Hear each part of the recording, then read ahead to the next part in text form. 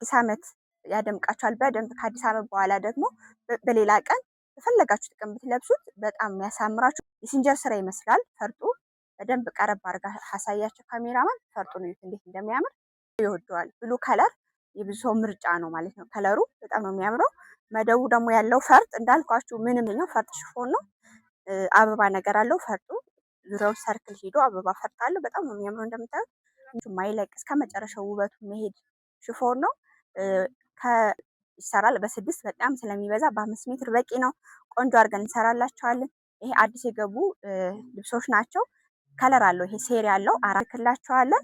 3 አይነት ከለር አለው እንደነገርኳችሁ። በቆንጆ ዲዛይን ትፈልጉ በስካርፕ ምሳያችሁ አመቱ እየጠበኩኝ ማለት ነው። በአዲስ ዓመት ካሁን በፊት ይሄን አሳይቻችኋል። በተለያየ ከለር በአዲስ ዓመት የተዘጋጀ ሳተን ነው። እንደምታዩት ሻይን ያለው ማለት ነው። እስከዛሬ ሻይን ያለው እንደዚህ ሳተን አሳይቻችሁ አላውቅም። ይሄኛው አድርገን አዲስ ዓመት እናደምቃችኋለን። ከአዲስ ዓመት ውጭ ይለበሳል።